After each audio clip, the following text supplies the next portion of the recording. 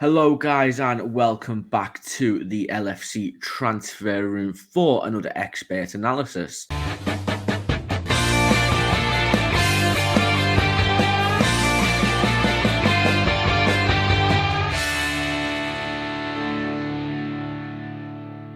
Today, we are joined by Football Orange's Michael Statham. Michael is going to be giving us the in-depth and expert analysis on Wolfsburg's and the Netherlands' Micky van der Ven. Without further ado, I'm going to hand it over to Jack and Michael. So enjoy the video, guys. So I guess first thing is kind of just what was your first, exposure to him at what stage of his career, and kind of what were your most early impressions of Van de Ven? Micky van der Ven, he came across as like a Dutch wonder kid. We keep an eye on them a lot at Football Dania. We write about Dutch football in English language, and we always pick those best like top 10 or top 30 players that are like teenage talents or whatever, or with like Football Manager wonder kids. His name kept coming up for a couple of years, few years, coming through. And then in the Dutch second tier, we just noticed him playing game after game. And when you're a teenager doing that and you're standing out, it's like, oh, there's something going on here. There's a real player involved.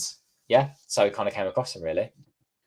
And I guess what would you say are the standout qualities that he kind of has displayed as a defender, as a player, that he's either had right from the earliest days, if you've seen him as a wonder kid, versus what he's developed, I guess, if you can kind of categorize them almost. And there's this video that I think was doing the rounds on social media of him like sprinting really quickly back to make it and make a goal line clearance. And that is true. He is really quick, very quick defender. He's very tall, and actually you think I might make him a bit lumbering and slow. No, it's the opposite. He's really speedy.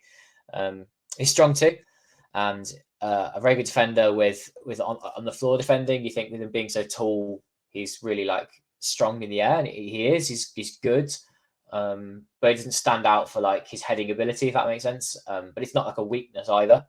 On top of that, his passing naturally as a Dutch defender being brought through the way all Dutch defenders are. He's very good on the ball, good passer. I like that when he's got the ball at his feet, he dribbles with it, he brings it forwards, and he's got a real quick turn with his feet to bring it away from the person who's like pressing him, and he moves it on. And just working a little bit of space sometimes is what I always seem to notice when I watch him. Just stands out for keeping the ball. I'm interested, you obviously haven't watched him a ton, in Germany, but do you feel like now is the right time to make a move? If you can kind of almost, I'm just in your perspective on that. Or do you think he would be better served staying in Germany, maybe making a leap to a club?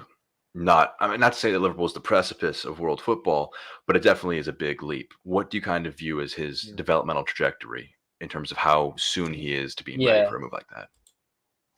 You could argue that for a club like Liverpool, wouldn't you want to get him now for a cheaper fee than you might do if he went for that next level? Like he could be double, triple the price if that were the case. So I think from a club perspective, it's not actually the worst move to make if they have that confidence in him.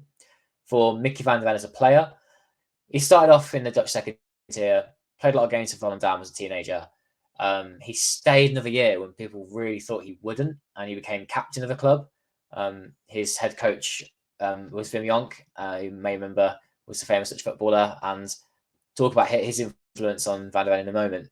But then after that, while staying for the club another year, I'll say again, the Dutch second tier, rather than moving to the Eredivisie, because there was interest.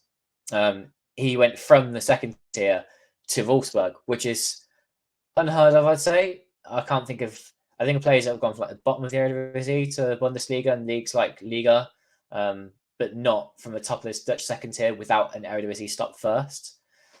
Because of that, though, like he's spent a year with Wolfsburg developing in like the academy and then being on the edges of the first team. And in his second year at Wolfsburg, which is this season, he's been a regular in the team. So that development, that step by step of not really playing for Volendam, playing a lot for Volendam, becoming the captain and being standout player there for a year, then going back almost to square one, not really playing for Wolfsburg, second year playing every single game. He's done his career in just the right way, and that's what he's like as a person as well. Very forward thinking, hard worker.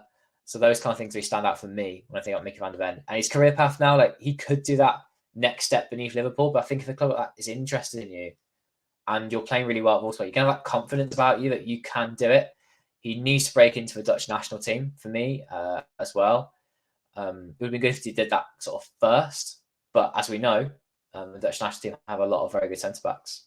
How far off? There's a few things I want to dig into. How far off of the international team do you think he is? If you kind of have a perspective on that. Yeah, it's really hard because you've got players like obviously Virgil van Dijk, you've got Stefan de Vrij, Matthijs de Ligt, who are all very good defenders. That's leaving out the likes of Nathan Ake, who's been sort of playing left back and centre back for the Dutch national team, and a few others as well. Jurgen Timber at Ajax, Van de Ven. I guess had he been at like a PSV final or an Ajax and playing at centre back there every single week for the last year, 2 years, he would probably be in the squad at the very least, and may even making appearances now. Because he's at Wolfsburg, there's an argument sometimes on Koeman doesn't keep an eye on the players outside of the Netherlands quite as well as he should be.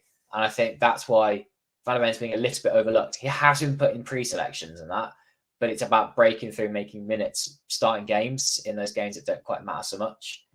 And he hasn't been given the opportunity yet. I feel like it's coming though. However, if he went to Liverpool next year, didn't really play, I can't see him being selected very often at all because he needs those regular games, regular minutes. Koeman keeps talking about it. The players in his squad need those. So yeah, I think if he said that he was at Wolfsburg next season and was even more impressive, was this one of the key players in the team, I think that would then really bring it to the Netherlands' attention that he's the one that needs to start for them. And you also mentioned just a bit ago about him as a person. You've interviewed him. You've gotten a bit of insight into that. Just want to kind of get your perspective on what you've seen from him kind of on a more human level than beyond just a football pitch. Yeah, it's a human level. Like he really is just a normal person. He's someone who's very young and hungry to do really well. Someone who's desperate to succeed, but not over the top in the way he's doing so. He's not overly confident. I think it's just that character you really want in a footballer in that stereotypical sense. He's just thinking about his career ahead of him.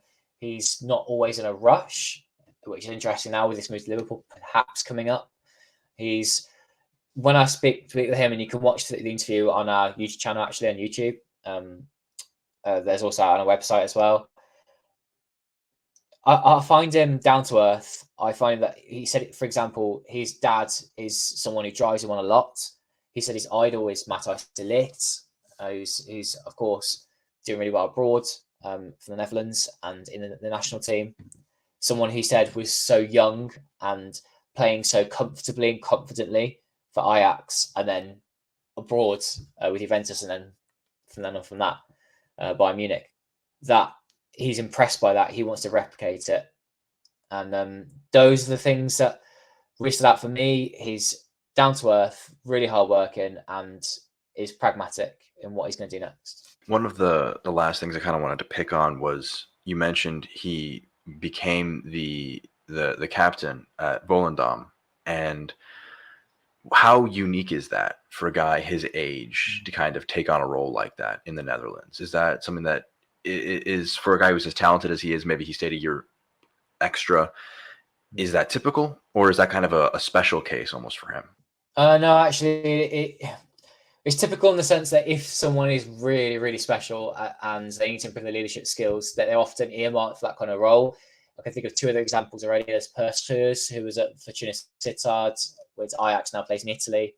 He was a teenage defender. Hasn't quite worked out for him quite so well, though.